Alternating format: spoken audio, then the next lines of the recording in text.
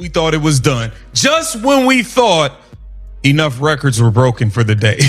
Not only does USA get record-breaking viewership and ratings, CBS, come on down. We're going to break some records for you and raise your viewership ratings as well as only the GOAT, Caitlin Clark, can do. CBS receiving their highest rated WNBA game throughout the entire... Hello everyone, and welcome back to WNBA Core.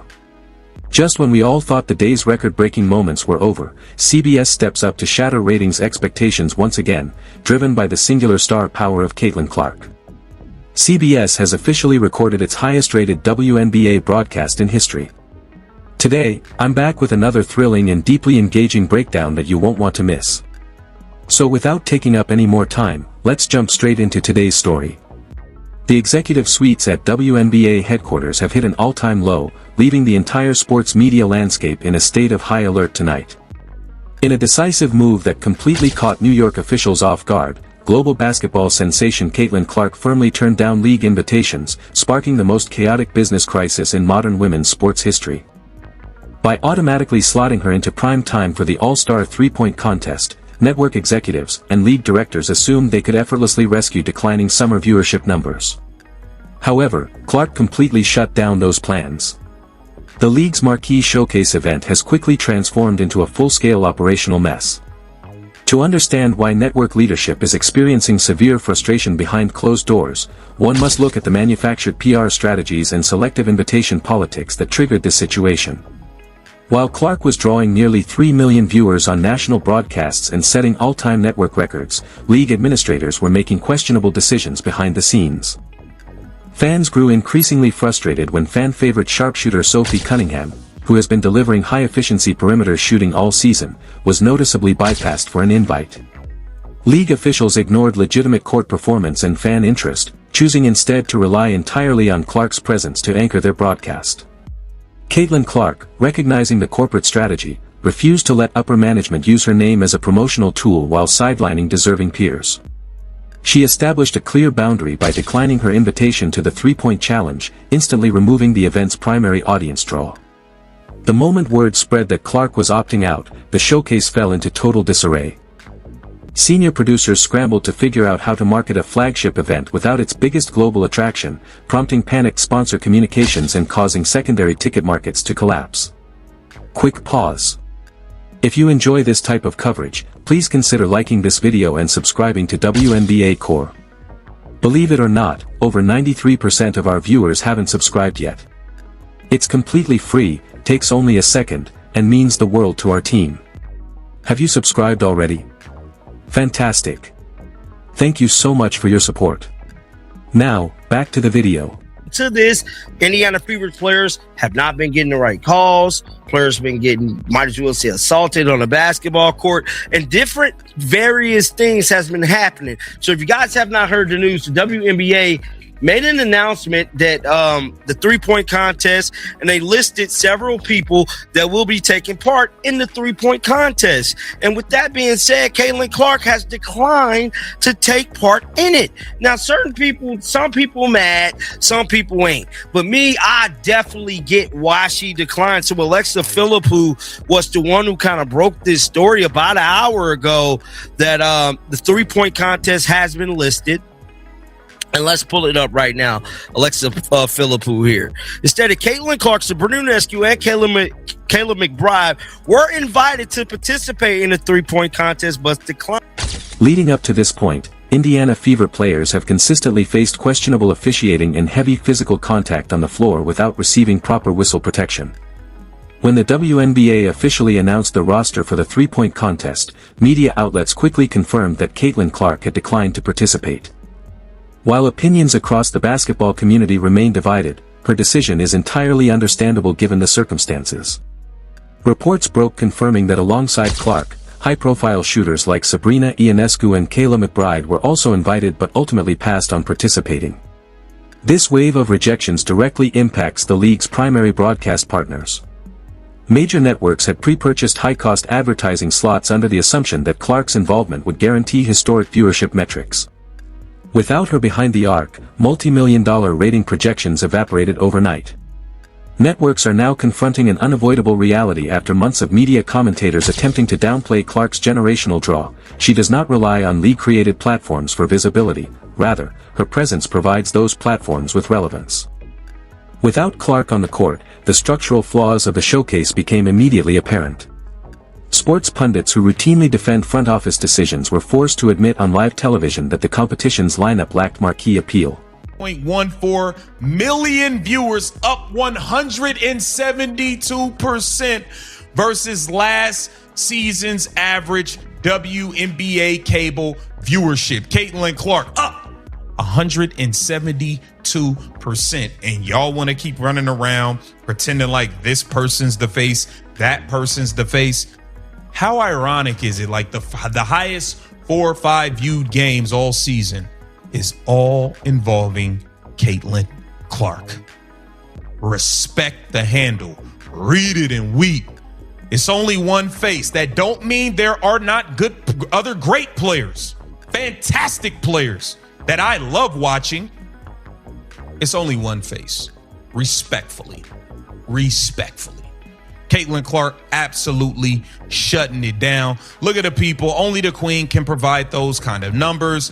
The face of the league, Jamel Hill. Caitlin is the face of the league. Now you know. Wow. Record WNBA TV game. It's another game where the face of the WNBA, Caitlin Clark, played.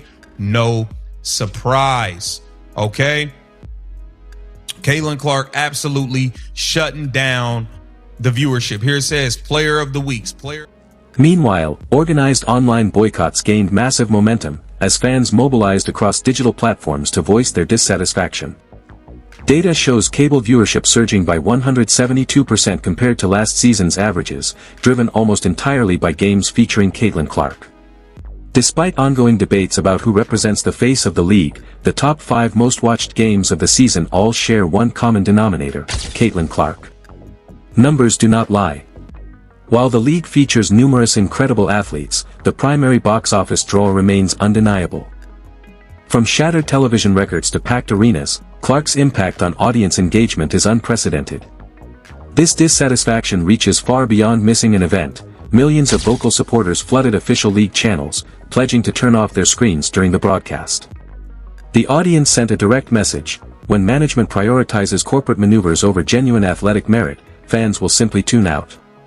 This tension has fostered significant solidarity within player circles.